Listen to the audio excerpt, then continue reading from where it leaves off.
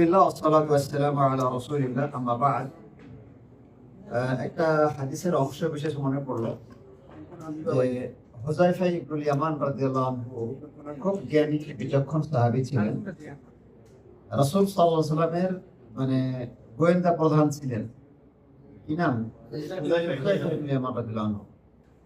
তো তিনি বলছেন যে কানা নাসু ইয়াসআলুনা নবী সাল্লাল্লাহু আলাইহি ওয়াসাল্লাম আনিল খাইর ওয়া কুনতু আসআলুহু আনিশ শার। সাহাবীরা অন্যান্য মানুষেরা রাসূলুল্লাহ সাল্লাল্লাহু আলাইহি ওয়াসাল্লামকে প্রশ্ন করত কোনটাতে কত সওয়াব, কোনটা ফজিলত, কোনটা জায়েজ, কোনটা মানে কল্যাণমূলক বিষয়গুলো, কোনটাতে জান্নাত যাওয়া যাবে, কোনটাতে আল্লাহ সন্তুষ্টি পাওয়া যাবে ইত্যাদি বিষয়গুলো নিয়ে জিজ্ঞেস করত। আর আমি জিজ্ঞেস করতাম শার, খারাপ ক্ষতিকর বিষয়গুলো সম্পর্কে। মাখাফাতা আইয়ুদিরিকানি বা আনতুদিরিকানি, এই ভয়ে, এই আশঙ্কায় যে এই খারাপ যেন আমাকে পেয়ে না বসে, এই জন্য খারাপগুলো আমি জানতে চাইতাম যে এটা কেমন খারাপ, ওটা কেমন খারাপ, এটা কতটুকু খারাপ ইত্যাদি ইত্যাদি খারাপগুলো জিনিস সম্পর্কে, খারাপ জিনিসগুলো সম্পর্কে আমি মানে তন্ন করে খোঁজ দিতাম আর কি। তো দিনের জ্ঞান অর্জন করার এটাও একটা দিক। ফজিলত যেমন জানতে হবে, অনুরূপভাবে ফিতনা বা শার, ক্ষতিকর সাইড সেটা জানতে হবে। হেদায়েতও জানতে হবে, গোমরাহি মৌলিক কিছু জিনিসও জানতে হবে, যে এটা গোমরাহি, এটা হারাম, এটা হারাম, এটা হারাম, এরকম কিছু বিষয় আছে, সেগুলো জানতে হবে। যেমন তাওহীদ জানতে হবে, তেমন শিরক জানতে হবে, যেমন হালাল জানতে হবে, হারামও জানতে হবে। ঠিক আছে? তো এই দুইটা জানার মাধ্যমে জানাটা পরিপূর্ণ হবে, তখন আমি সঠিক রাস্তাটা খুঁজতে পারবো বা চলতে পারবো। শুধু একতরফা জানলাম, ভালোগুলা জানলাম, খারাপটা জানলাম না, তাহলে আমার জানাটা পরিপূর্ণ হলো না এবং আমার সঠিকটার পথে আমি চলতে পারবো না। তো দুইটাই জানতে হবে আমাদেরকে। ভালো এবং খারাপ দুইটাই জানতে হবে কোরআন সুন্নাহর আলোকে। তো এখানে আমরা শিয়াদের ফিতনা সম্পর্কে কিছুটা জানার চেষ্টা করছি। শিরোনাম হলো ইমামিয়াদের অপবাদ। সুন্নি মাযহাবের ইমামরা মূর্খ এবং হাদিস ও ফিকহের ক্ষেত্রে তারা ইমামি আলেমদের উপর নির্ভরশীল ছিলেন, এটা হলো তাদের অপবাদ। যে ইমাম আবু হানিফা রাহিমাহুল্লাহ, ইমাম মালিক, ইমাম আহমদ, ইমাম শাফিঈ, এরা হলো মূর্খ, এরা কিছু জানে না। আর যে সমস্ত মাসলা মাসাইল দিয়েছে এসব ক্ষেত্রে তারা নির্ভরশীল ছিল শিয়াদের ইমামের কাছে। শিয়াদের ইমামের কাছ থেকে ছিটে ফোটা কিছু পেয়ে তারপর তারা কথাবার্তা বলেছে। এটা হলো কাদের দাবি? এটা ইমামের শিয়াদের 12 ইমাম বিষয়ে শিয়াদের দাবি। এটার ব্যাপারে কিছু তাদের বই পুস্তক থেকে সুন্নি মাযহাবের ইমামদের প্রতি 12 ইমামের অনুসারী হওয়ার দাবিদার ইমামিয়া শিয়াদের বড় অপবাদ হলো যে এই আমাদের ইমামগণ তারা ছিলেন মূর্খ এবং আল্লাহর দ্বীনের ব্যাপারে একেবারে অজ্ঞ। এখানে একটা কথা বলে রাখি যে আমাদের এই যে 4 জন ইমাম আমরা বলছি, তো আমাদের আলোচনা জামাতের ইমাম কি 4 জন না আরো আছে? আরো আছে। এটা হলো প্রসিদ্ধ ফিকহের 4 জন ইমাম। সুফিয়ান সাওরি কিন্তু ইমাম, তারপর ইমাম আউজাঈ তিনি ইমাম, ইমাম ইবনে তাইমিয়া রাহিমাহুল্লাহ, ঠিক আছে, এরকম ইমাম আরো অনেক আছে, ইমাম বুখারী, ইমাম মুসলিম ইত্যাদি। আমাদের ইমাম আর শিয়াদের ইমামের মধ্যে পার্থক্য কে বলতে পারবেন? পার্থক্য কি? আমরাও ইমাম বলি, তারা তাদের ইমামদেরকে ইমাম বলে। পার্থক্যটা কি? তারা তাদের ইমামকে মানে ভুলের ঊর্ধ্বে, তারা কোনো ভুল করতে পারে, তারা যেটা বলে এটাই শরীয়ত। এবং তারা, আমরা যেমন বলি যে নবী রাসূল মানে এটা মানুষে বানাইতে পারে না, তারা বলে যে তাদের ইমাম এটা কোনো মানুষে বানায় না, এটা আল্লাহ প্রদত্ত। তো তাদের ইমাম হলো নবী রাসূলের মর্যাদাই, কোনো ক্ষেত্রে তার চাইতে বেশি। আর আমাদের ইমাম হলো তারা জ্ঞানের নেতা, জ্ঞানের দিক থেকে শীর্ষে, ঠিক আছে, নেতা, কিন্তু ভুলে উঠতে না। নবী রাসূল তো না তারা, তাই না? ভুলে উঠতে না, এককভাবে কেউই ভুলে উঠতে না। কিন্তু আহলে সুন্নাত ওয়াল জামাতের সম্মিলিত যে মানহাজ, মানে সবগুলোকে একত্রিত করলে যে মানহাজটা দাঁড়ায়, এটা নিখুঁত এবং সন্দেহাতীত। এখানে মানে সুচ ঢোকাবার মতো ছিদ্র নাই যে এই জায়গাটা ভুল করে ফেলছে আলোচনা জামাতের, এরকম কোনো জায়গা নেই। হ্যাঁ, ব্যক্তিগত ভাবে অমুকের ফটো একটা ভুল হতে পারে, অমুকের ফটো একটা ভুল হতে পারে, তো একজন যখন ভুল করছে বাকিরা কিন্তু সেটাকে ধরছে, ধরে একটা সঠিক জায়গায় দাঁড় করাইছে। হ্যাঁ, তো এই হলো বিষয়। তো তাদের ইমাম আর আমাদের ইমাম, এটা আবার মনের মধ্যে যেন না আসে যে সব একই ইমাম। তাদের ইমাম খুব মানে আকীদার দিক থেকে ভয়ঙ্কর অবস্থায়। তো তারা 12 ইমামে বিশ্বাসী, ওই যে কিয়ামতের আগ পর্যন্ত 12 জন ইমাম আসবে। এই 12 জন ইমাম যখন আসবে তখন ওদের পুরো পৃথিবী ওদের কব্জায় চলে যাবে, ওদের নিয়ন্ত্রণে আসবে বলে বিশ্বাস, কিয়ামত হবে তারপরে, ইত্যাদি ইত্যাদি। তো তাদের ধারণা যে যে ইমাম আবু হানিফা, ইমাম মালিক, শাফি, আহমদ, এই ইমামরা মানে একেবারে মূর্খ, দিনের ব্যাপারে কিছু জানে না। আচ্ছা, তারা ইলমের ক্ষেত্রে আহলে বাইতের আলেমদের কাছে ঋণী। আহলে বাইতের আলেম বলতে শিয়াদের যাদের পছন্দ, হ্যাঁ, জাফর সাদেক, আরো যারা যারা যে, হ্যাঁ, আমরা পড়েছি এর আগে ইমামদের, ওদের কাছে ঋণী। এই মর্মে তাদের প্রাচীন এবং সমকালীন গ্রন্থাবলীতে অনেক উদাহরণ রয়েছে বা বক্তব্য রয়েছে। আসলে কয়েকটা বক্তব্য দেখি। শিয়া আলেম মোহাম্মদ ইবনে ওমর আল আল কিশি ইমাম আহমদের ব্যাপারে বলেন মূর্খ, ইমাম আহমদের হাম্বল মূর্খ, আহলে বাইতের শত্রু, তাঁতের কাজ করতো। তাঁতের কাজ করতো বলতে বোঝায় যে উনি শুধু এক জায়গা থেকে শুনে আর এক জায়গায় বলতো, কপি করতো আর নকল করতো। হ্যাঁ, সে ফিকহাবিদ নন, কত দেওয়ার মতো তার জ্ঞান ছিল না। এই হলো আহমদ ইবনে হাম্বলের ব্যাপারে, যিনি সবচেয়ে জ্ঞানী, মানে ইমামদের মধ্যে সবচেয়ে বড়, মানে জ্ঞানের দিক থেকে তিনি বেশি। আচ্ছা, অনুরূপভাবে মোহাম্মদ বাকের আল মাজলিসি বিহার নামক গ্রন্থে তার মাযহাবের ইমামদের মূর্খতা প্রমাণ করার জন্য অনেকগুলো রেওয়ায়েত নিয়ে এসেছে, বিশেষত আবু হানিফা রাহিমাহুল্লাহর ব্যাপারে। সে তার বিহার গ্রন্থে একটা পরিচ্ছেদের শিরোনাম দিয়েছে এভাবে যে মানুষের কাছে সঠিক ইলম যা আছে তা কেবল আহলে বাইতের কাছ থেকে, হ্যাঁ, যা তাদের কাছে পৌঁছেছে। মানে আহলে বাইতের কাছে সঠিক ইলম, ওদের কাছ থেকে যে যতটুকু নিতে পারছে বা যারা যারা নিয়েছে, এটাই হলো সঠিক, এটুকুই হলো সঠিক, এছাড়া আর বাইরে আর কোনো সঠিক জ্ঞান নাই। তো এইভাবে মিথ্যাচার না করলে ওদের ধর্ম টিকবে কিভাবে, কি দিয়ে টিকাবে? তো কোনো দলিল প্রমাণ কিছু নাই। আচ্ছা, অনুরূপভাবে বায়াজি তার সিরাত গ্রন্থে একটি অধ্যায়ের শিরোনাম দেয় এভাবে, অধ্যায় 4 ইমামের প্রত্যেকের অসংখ্য মাসআলায় সিদ্ধান্ত ভুল, সব ইমামদের ফতোয়া ভুল। আচ্ছা, তদ্রূপ 12 ইমামের অনুসারী শিয়া আমির মোহাম্মদ আল কাজবিনী বলেন তাদের মধ্যে থেকে ইমাম আবু হানিফা নোমান ইবনে সাবির ফিকহ শিখেছেন ইমাম জাফর ইবনে মুহাম্মদ আস-সাদিকের কাছ থেকে।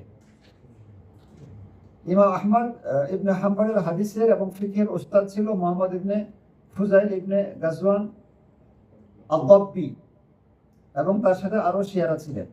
মানে সব এগুলো হলো মিথ্যা অজুহাত। এরা আকীদার ব্যাপারে 4 ইমামই খুব সতর্ক ছিলেন।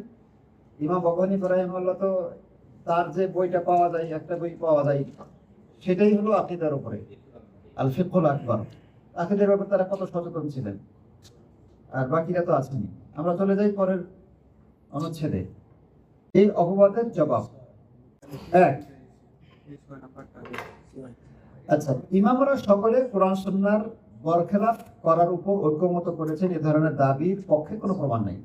তারা যে বলছে যে এরা মানে এলেম কালাম নাই, হ্যাঁ, বা এই দাবি যে করছে কোরআন সুন্নাহর জ্ঞান রাখে না, তো বলছে এই ব্যাপারে কোনো প্রমাণ নাই। প্রথম পরিচ্ছেদে আমি এই ব্যাপারে আলোকপাত করেছি, এবং একটু পর ইনশাআল্লাহ আমাদের আরো কিছু বাণী উল্লেখ করব যা প্রমাণ করে যে ফতোয়া দেওয়ার ক্ষেত্রে, হ্যাঁ, কোনো হুকুম বর্ণনার ক্ষেত্রে তারা কোরআন এবং সুন্নাহকে কত কঠিনভাবে আঁকড়ে ধরেছিলেন। লেখক বলছেন যে আমরা প্রথম পরিচ্ছেদে কিন্তু একটু বলেছি তারা কিভাবে জ্ঞান অর্জন করেছেন, এবং তার যে ফতোয়া কোরআন সুন্নাহর খেলাফ, এই ফতোয়ার ব্যাপারে তারা কত কঠোর ছিলেন। জীবন চলে যাচ্ছে, তারপরও তারা কি করেন নাই, আপোষ করেন নাই, তাই না?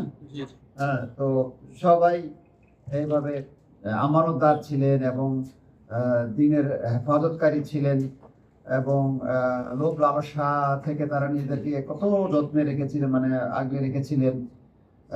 তো সব মিলিয়ে কিছুটা ওখানে আলোচনা হয়েছে। সামনে আরো দেখবো যে তারা ফতোয়া দিতে গিয়ে কত সতর্কতা অবলম্বন করতেন, সামনে দেখা যাবে ইনশাআল্লাহ। আর সাহাবীদের মতের খেলাফ করার যে অভিযোগ রাফেজিরা তার ইমামের বিরুদ্ধে উত্থাপন করেছে, সে ব্যাপারে বলতে হয় যে রাফেজিরা তো সাহাবীদেরকে কাফের ও ভ্রান্ত মনে করে। আর তারা এবার দাবি করে যে চার ইমাম কি সাহাবীদের মানে না বা সাহাবীদের খেলাফ কাজ করে। ওরা তো সাহাবীদের কাফেরই বলে। জোরে মার বড় বড় গলা, বুঝেন নাই? নিজেরাই তো সাহাবীদের কাফের মনে করে, আবার আরেকজনকে বলে যে এই ভাই ওই লোকেরা ওরা ওরা না সাহাবীদের বিরোধিতা করতেছে। তোমরা কি করতেছো? তোমরা তো মুসলমানই মনে করো না সাহাবীদেরকে। তারা কিভাবে অন্যদেরকে সাহাবীদের মতের খেলাফ করার অভিযুক্ত করতে পারে? আচ্ছা, এটা বড় তাজ্জবের অদ্ভুত ব্যাপার। নিঃসন্দেহে এটা তাদের ধোঁকাবাজি এবং ছলনা। তারা ছলনা করে, আল্লাহ ছলনা করেন। আল্লাহর ছলনা হচ্ছে সবচেয়ে উত্তম। সূরা আনফাল 30 নম্বর আয়াত। ওয়ামাকারু ওয়ামাকার আল্লাহ আল্লাহু খায়রুল মাকিরিন। এই প্রসঙ্গে ইবনে তাইমিয়া রাহিমাহুল্লাহ বলেন, সাহাবীদের মতের বরখেলাপ করা, তাদের সিদ্ধান্তকে বর্জন করা ইমামদের কাছে কবে খারাপ কাজ ছিল? মানে তারা যে কাজগুলো করে অহরহ, সাহাবীদের খেলাফ করে, সাহাবীদের মতের বাইরে তারা যায়, তো ওদের কাছে আবার এটা কবে খারাপ কাজ হয়ে গেল? আর যারা সাহাবীদেরকে ভালোবাসে, তাদেরকে আপনজন মনে করে, হ্যাঁ, তাদের যুগকে শ্রেষ্ঠ যুগ মনে করে এবং তাদের ঐক্যমত্যকে অকাট্য দলিল মনে করে এবং ইত্যাদি বিষয়ে তারা সকলে একমত। তাদের প্রতি কিভাবে ইমামিয়ারা সাহাবীদের মতের খেলাফ করার অভিযোগ করে? মানে চার ইমামের কথা বলছে যে তারা তো সাহাবীদের অকাট্য দলিল মনে করে, তারপরে তাদের আপনজন মনে করে, তাদেরকে যুগ শ্রেষ্ঠ, হ্যাঁ, তাদের যুগকে শ্রেষ্ঠ যুগ মনে করে। সাহাবীদের সম্পর্কে চার ইমামের স্পষ্ট ধারণা। তাহলে এদের বিরুদ্ধে কিভাবে তারা এইসব অভিযোগ আনতে পারে? যুক্তি না, অযুক্তি। যে ইমামিয়ারা সাহাবীদের ঐক্যমত্যকে দলিল মনে করে না, বরং সাহাবীদেরকে কাফের ও জালেম মনে করে, তারা এইভাবে কিভাবে এই অবদ্ধ দিতে পারে? সাহাবীদের সম্মিলিত মতটাকে এরা দলিল মনে করে। কিন্তু আমরা সাহাবীদের ব্যক্তিগতভাবে কারো না কারো ভুল থাকতেই পারে, হ্যাঁ, কিন্তু সাহাবীদের সম্মিলিত যেটা মত, এটা নির্ভুল। মানে সম্মিলিত মত বলতে একজন সাহাবী একটা ফতোয়া দিয়েছেন, অন্যান্য সাহাবীরা বেঁচে ছিলেন, কেউ বিরোধিতা করেননি, হ্যাঁ, তো এটা হলো সম্মিলিত মত। যদি এটা ভুল করতো কেউ না কেউ ধরতেন, কারণ তারা সবাই মানে ব্যক্তি পূজা করতেন না কেউই। তারা উদুল ছিলেন, সাহাবাত কুল্লুহুম উদুল, তারা সবাই ন্যায়পরায়ণ ছিলেন, ন্যায়ের উপরে দাঁড়িয়েছিলেন তারা, হ্যাঁ। তো যেমন মুআবিয়া রাদিয়াল্লাহু আনহু আর আব্দুল্লাহ ইবনে আব্বাস রাদিয়াল্লাহু আনহু একই বছরে হজ করতেছিলেন। তো মুআবিয়া রাদিয়াল্লাহু আনহু কি করতেছেন? সাহাবী হওয়ার পরে উনি কাবার এই কোণাতে এসে একটু স্পর্শ করতেছে, ওই কোনায় গিয়ে করতেছে, ওই কোনায় করতেছে। আব্দুল্লাহ ইবনে আব্বাস দেখে ফেলছে, দেখে ধরে ফেলছে যে এইটা তো আল্লাহ রাসূল সাল্লাল্লাহু আলাইহি ওয়াসাল্লাম শিক্ষা দেন না। তো উনি বললেন যে হে আব্দুল্লাহ, আল্লাহর ঘরই তো, ঠিক আছে, এটা বলতে চাইলেন আর কি, কিন্তু প্রতিবাদ করছেন যে না, চলবে না, এটা সুন্নাহর খেলাফ। এরকম আরো অনেক, যে ফেতরা দেওয়ার ক্ষেত্রে মুআবিয়া রাদিয়াল্লাহু আনহু, হ্যাঁ, আধা ফেতরা দেওয়ার কথা বলছেন, তো অন্যান্য সাহাবীরা বিরোধিতা করছেন। তো এরকম এক সাহাবী যদি ভুল করছেন, অন্য সাহাবীরা যারা বেঁচে ছিলেন তারা এটাকে ধরে ফেলছেন আর কি, ছাড়েননি। মোট কথা, সাহাবীরা ব্যক্তিগতভাবে ভুল করতে পারে, ভুলের ঊর্ধ্বে মানুষ না, নবী রাসূল ছাড়া। মানে নবী রাসূল ভুলের ঊর্ধ্বে, ভুল করেন না, ভুল রেখে যাননি তারা আর কি, হ্যাঁ। কিন্তু অন্যরা ভুল করতেই পারেন, কিন্তু সম্মিলিত যেটা তাদের মানহাজ, এর মধ্যে কোনো ভুল নেই। তো অথচ এই সাহাবীদেরকে তো শিয়ারা মানে কাফের এবং জালেম মনে করে, এদের সম্মিলিত মতটাকেও দলিল হিসেবে নেয় না তারা আর কি। আচ্ছা, এক নম্বর জবাব এটা গেল যে সাহাবীদেরকে শিয়ারা নিজেরাই কাফের মনে করে, নিজেরাই তাদেরকে দলিল মনে করে না, ভালোবাসে না। তো তারা আবার সাহাবীদের পক্ষ নিয়ে তার ইমামের বিরোধিতা করতেছে, অযৌক্তি একটা বিষয় না। 2, 12 ইমামি শিয়া ইমামিয়াদের এই অভিযোগের মধ্যেই তো স্ববিরোধিতা। তারা একবার বলে সুন্নি ইমামরা সাহাবীদের খেলাফ করেছেন এবং এটা তাদের বড় অপরাধ। আবার তারাই সাব্যস্ত করে যে সুন্নি ইমামদের ইলমের ভিত্তি হলো সাহাবীদের ইলম। সাহাবী মানে যে ফাতেমা রাদিয়াল্লাহু আনহার বংশধর, আলী রাদিয়াল্লাহু আনহুর বংশধর, আহলে বাইত। তো আহলে বাইত বলতে কাদেরকে বোঝায়? হাসান, হুসাইন, হ্যাঁ, এদেরকে বোঝায় আর কি, জয়নুল আবেদিন এদেরকে বোঝায়। তো ও তো সাহাবী এবং তাবি, তো তাদের কাছ থেকে যদি ইলম অর্জন করে তাহলে আবার সাহাবীদের বিরোধী হয় কোন ভাবে? এটা তো মানে দ্বিমুখী হয়ে গেল।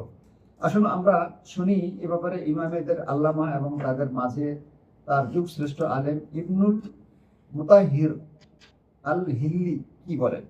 তিনি তার মিনহাজুল কারামা গ্রন্থে বলেন, মালিক পড়েছেন মানে পড়াশোনা করেছেন রাবিয়ার কাছে, আর রাবিয়া পড়েছেন ইকরিমার কাছে, ইকরিমা পড়েছেন ইবনে আব্বাসের কাছে, আর ইবনে আব্বাস তো আলীর ছাত্র। ইবনে আব্বাস রাদিয়াল্লাহু আনহু নিজেই বড় আলেম, আর আলী রাদিয়াল্লাহু আনহুর কাছে এরকম রিওয়ায়াত আমার জানা নাই, দু চারটা থাকতে পারে। আহ, আলী রাদিয়াল্লাহু আনহু তো ছোট থেকেই রাসূলুল্লাহর কাছে ছিলেন। হ্যাঁ, আর ইবনে আব্বাস রাদিয়াল্লাহু আনহু জন্মই তো হলো, জন্ম কোথায়? না, ইবনে আব্বাস জন্ম হলো যে শেবা আবি তালেবে, বুঝলেন নাই? শেবা আবি তালেবের জন্ম। তো তার পেছনের জীবন অনেক কিছু দেখেনি, শুনেননি, অন্যান্য সাহাবীদের কাছ থেকে শুনেছেন।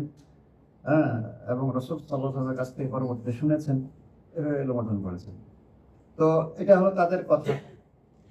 আহ, তার মানে তার মানে এখানে কার কথা বলা হলো?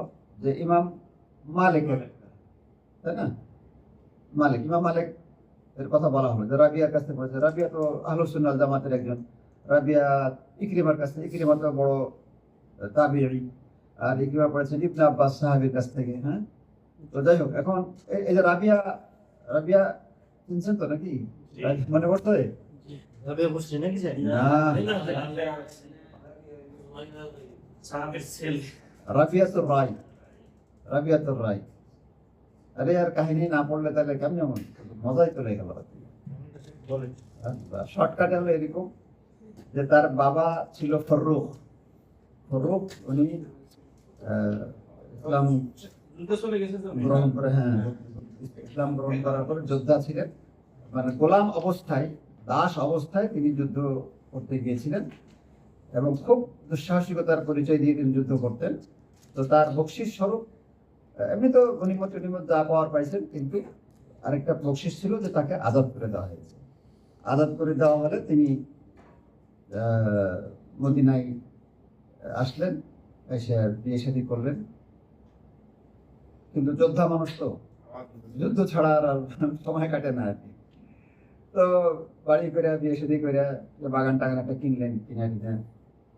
আবার যুদ্ধের জন্য উনি নাম লেখাইলেন। হ্যাঁ, তো চলে গেলেন। তো সব মানুষ স্বাভাবিকভাবে ইচ্ছা থাকে যে 2 বছর সৌদি থেকে আবার চলে আসবো, থাকে না? তো ওনারও যুদ্ধে দিয়ে আবার চলে আসার কথা, কিন্তু আর আশাটা হয়ে ওঠেনি। কিছু তো গেছে একবারে 25-30 বছর চলে গেছে। ইতিমধ্যে তার স্ত্রীর গর্ভে ছিল সন্তান, সেটা বড় হয়েছে, সেই বাচ্চাটাই হলো রবিয়া। ঠিক আছে? তো পরে 20-30 বছর পর উনি মদিনাতে আসছেন, আইসা তো সব অচেনা হয়ে গেছে। সেই শহর তো আর নাই, এখন তো মানে জাঁকজমক হয়ে গেছে আর কি। তো আর এখন চতুর্দিকে যুদ্ধের বিভিন্ন জয় পরাজয়ের, জয়ের খবর নিত্যদিন আসতেছে। তো যুদ্ধের খবর টবর এখন মদিনাবাসীদের কাছে তার গরম কোনো খবর না, কোনোদিকে তো শুনে। তো উনি যুদ্ধের মানে সাজ সরঞ্জাম নিয়ে বাইরে থেকে এসে হাজির, কেউ ওদের টাকায় টাকায় নেয় আর কি, চিনে না। তো খুঁজতে খুঁজতে বাড়ি খুঁজে, বাড়ি খুঁজে আর বাড়ি পায় না। এটাও বাড়ি মনে হয়, আবার সন্দেহ লাগে সেটাও মনে হয়। করতে করতে অনেক হিসাব টিকাস করতে করতে ঢুকছে একটা বাড়িতে। ঢুকছে, অতই বাড়িওয়ালা জাগ্রত ছিল, মনে করছে শত্রু ঢুকছে, একবারে কৌশলে আসা ধরে ফেলছে, হামলা চালাই দিছে। দিয়া বলছে যে একে তো কুলির কাছে, কাজের কাছে নিয়ে যেতে হয়, বিচার করতে হয়। ও বলছে যে এটা আমারই বাড়ি। তো বলছে যে এই ঝগড়া লেগেছে, চিল্লাচিল্লি শুরু হয়েছে। তো লোকজন আসছে, সবাই মিলে রশি দিয়ে চেন দিয়ে বাইন দিয়ে সেন দেয়, আর যখন নিয়ে যাবে কাজের কাছে, তখন মানে রাবিয়ার মা জানালা দিয়ে দেখছে বা ঘর থেকে দেখছে, দেখে চিনতে পারছে, আর এই লোকটা চিনে চিনা লাগতেছে, আর এইভাবে বাড়ি দাবি করছে কেন, তার কিছু কিছু কথা মিলাইছে আর কি। তো উনি ভয়ে ভয়ে একটু আগে আসছে, দেখে যে এটা তার স্বামী। তখন তার ছেলেকে বলছে, বাবা থামো থামো, সাবধান, তুমি তার সাথে বিয়াদবি করো না, উনি মনে হয় তোমার আব্বা। তারপরে পরিচয় হয়, ঠিক আছে। পরিচয় হয়ে একটু গল্প সল্প করে, পরে ফজরের আজান হয়ে যায়। আজান হলে উনি দৌড়াই মসজিদে নববীতে নামাজ পড়বে। নামাজ পড়তে গেলে তার যাওয়ার সময় স্ত্রীকে বললো যে ছেলেকে ডেকে যাবো, নামাজ পড়তে যাবে। বলছে ছেলে তো কত আগে গেছে, গিয়া তাহাজ্জুদ পড়ে ওখানে বসে আছে, আর তুমি এতক্ষণে যাইছিস। তো তো যাই হোক, তারপরে গিয়া দেখে যে নামাজ পড়ে দেখে যে লোকজন দাস শোনার জন্য একদম চাতক পাখির মতো বসে আছে। দাস শুরু হলো, আর মানুষের এত আগ্রহ, মানুষের এত মানে উচ্ছ্বাস, এত মানে পিন মতো নীরবতা, এলেম অর্জন করছে, তার বক্তব্য শুনছে, কেউ নোট করছে, কেউ লিখছে, কেউ জায়গা পাইছে, কেউ জায়গা পায় নাই, এমন অবস্থা আর কি। তো জানা না যে দাসটা কে দিতেছে, ঠিক আছে। পরে এক লোককে জিজ্ঞেস করে জানলো যে যে দাস দিচ্ছে সে একটা নাম হলো রাবিয়া, তাই ছিল। বলছে কোন রাবিয়া, রাবিয়া কে? তো উনি বলছে যে তুমি মানে একটু আর কি যে তুমি এই এলাকার মানুষ না, আমি বলছি, ঠিক আছে দর্শন। তো যাই হোক, পরে বুঝতে পারছি যাচ্ছে শুনিয়া তো উনি মানে উনি তো যুদ্ধে তার যৌবন এবং যুদ্ধ সম্পর্কে উনি পারদর্শী, কিন্তু কোরআন সুন্নাহর এই তো ওনার মধ্যে নাই সেইটুকু। তো এটা শুনিয়া, এবং তার ছেলে এত দামি কথাবার্তা, এবং যারা ইলম অর্জন করছে তার মধ্যে ইমাম আবু হানিফা রাহিমাহুল্লাহ আছে, হ্যাঁ রাবিয়া থেকে, এবং ইমাম মালিকও ওখানে তার কাছ থেকে ইলম নিয়েছেন আর কি। তো উনি তো মানে নিজেকে আর ধরে রাখতে পারে না, দৌড়াইছে বাড়ি, পরে ভয় চলে গেছে কান্দতে কান্দতে। স্ত্রী দেখে হতবাক, কাঁদতেছে কেন, ভালো নাকি? তো বলছে যে আমাদের ছেলের যে আমরা দেখলাম, আল্লাহ তাকে যে সম্মান দিয়েছে এবং যে ইলম দিয়েছে, এটা আসলে নিশ্চয়ই না দেখলে এটা বোঝার কথা না। আল্লাহ তাকে এত উচ্চ মর্যাদা দিয়েছেন, আসলে নিজের সন্তানকে এভাবে দেখতে পেয়ে আমি আসলে নিজেকে ধরে রাখতে পারিনি। কাঁদতেন অনেকে। তো এই আর কি সংক্ষেপে। তো সেই রাবিয়া, তার নাম ছিল রাবিয়াতুর রায়। রাবিয়াতুর রায়, রায় মানে হলো, রাবিয়া মানে হলো বসন্ত, আর রায় মানে হলো মতামত, সিদ্ধান্ত, ফতোয়া। তো উনি মানে বড় বড় সমাধানগুলো খুব সুন্দরভাবে এমনভাবে দিত যে তার মজলিসকে, তার যাকে মানে বসন্তের সাথে তুলনা করতো আর কি। তো যাই হোক, রাবিয়া বাবার নাম কি ছিল? ফারুক। না, এটা লিখলে অনেক পারেন, রাবিয়া ইবনু ফারুক, রাবিয়া ইবনু ফারুক। আর ওই যে তাবিঈ ছিলেন। তাবিঈ ছিলেন ইমাম মালিকের আগে। ইমাম মালিকের আগে, ইমাম মালিকের উস্তাদ, ইমাম আবু হানিফার উস্তাদ। এর কয়েক পৃষ্ঠা আগে বলেন মানে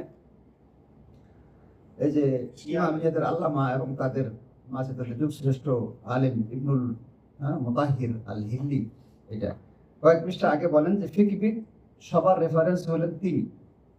উদ্দেশ্য হচ্ছে আলী রাদিয়াল্লাহু আনহু, মানে আলী রাদিয়াল্লাহু আনহুকে বড় করতে গিয়ে এখন সবাইকে আলী রাদিয়াল্লাহু আনহু ছাত্র বানাচ্ছে। তো আলী যদি ছাত্র হয়, তাহলে আলী সাহাবীদের দুশমন হয় কেমনে? তাদের কথা দিয়ে তারা ধরা পড়তেছে না। প্রকৃতপক্ষে এই সকল ফিকহের ইমামদের ইলম এবং ফিকহের উৎস হলো সাহাবীদের রাদিয়াল্লাহু আনহু ইলম এবং ফিকহ, মানে হ্যাঁ, মানে এই ইমামদের ইলম হলো সাহাবীদের থেকে নেওয়া, এটা হলো মূল কথা। হ্যাঁ, আচ্ছা। ইমাম আবু হানিফা রাহিমাহুল্লাহর ইলম এবং ফিকহের খাস উস্তাদ ছিলেন হাম্মাদ ইবনে আবি সুলাইমান, তাই না? হাম্মাদ ছিলেন নাখিঈ রাহিমাহুল্লাহর ছাত্র, নাখি ছিলেন আলকামা রাহিমাহুল্লাহর ছাত্র, আলকামা ছিলেন আব্দুল্লাহ ইবনে মাসউদ রাদিয়াল্লাহু আনহুর ছাত্র। তো সাহাবীদের তো ইলম, তাই না? একদম স্বচ্ছ সিলসিলা বা সনদ। আচ্ছা, মালিকের কথা সবাই জানে, তিনি ইলম গ্রহণ করেছেন মদিনার আলেমদের কাছ থেকে, যারা প্রসিদ্ধ 7 জন ফকিহ ছিলেন, ফকির কাছ থেকে ইলম গ্রহণ করেছেন। যে ফকিরা যায়েদ ইবনে সাবিত, আব্দুল্লাহ ইবনে ওমর প্রমুখ সাহাবীদের কাছ থেকে ইলম গ্রহণ করেছেন। আচ্ছা, ইমাম শাফিঈ রাহিমাহুল্লাহ মক্কার আলেমদের কাছ থেকে ফিকহের ইলম গ্রহণ করেছেন, যারা ইবনে আব্বাস রাদিয়াল্লাহু আনহুমার কাছ থেকে ইলম গ্রহণ করেছেন, এবং তিনি পরবর্তীতে মালিকের কাছ থেকে ইলম গ্রহণ করেছেন, ইমাম মালিকের কাছ থেকে। ইমাম আহমদ ছিলেন হাদিস বিশারকদের মতাদর্শের উপরে, মানে হাদিস কেন্দ্রিক তিনি এই চর্চা করেছেন বেশি।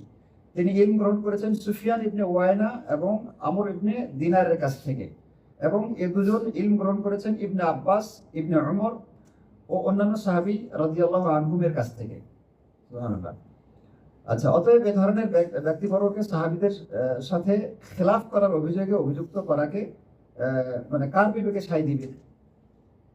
কথা বোঝেন না? তিনি তাদের আরেকটি অভিযোগ, আচ্ছা 3 তাদের আরেকটি অভিযোগ হলো যে সুন্নি মাযহাবের ইমামরা আলী ইবনে আবি তালিব রাদিয়াল্লাহু আনহু এর দেওয়া কিছু কিছু ফতোয়া এবং হুকুমের সাথে দ্বিমত করেছেন। আমরা বলবো কোনো একটা মাসআলায় একজন সাহাবীর সাথে দ্বিমত করা এবং এর বিপরীতে অধিকাংশ সাহাবীদের সাথে একমত হওয়া অবান্তর কিছু নয়। বিশেষত এই দ্বিমত যদি কোরআন এবং সুন্নাহ নির্ভর এবং সঠিক নীতিমালার আলোকে হয়ে থাকে। কারণ সঠিক মতানুযায়ী কোনো সাহাবীর সাথে যদি অপর সাহাবীরা দ্বিমত পোষণ করেন, তাহলে ওই সাহাবীর কথা অকাট দলিল হবে না। সাহাবীদের সাথে যদি অপর সাহাবীরা দ্বিমত করেন, তাহলে ওই একক যে এক সাহাবী হ্যাঁ, এক সাহাবী হচ্ছে একদিক, অন্য সাহাবী হচ্ছে আরেকটা, তাহলে এক সাহাবী হইলে হইলো, ওনারও তো সাহাবী, তাই না? তো এক সাহাবীর কথাটা তো ওনার অকাট্য হতে পারে না। আচ্ছা, তারপর কি আছে? হ্যাঁ, এটাই হলো উসুল ফিকহের সিদ্ধান্ত, মানে ফিকহের মূলনীতির এটা একটা মাসআলা।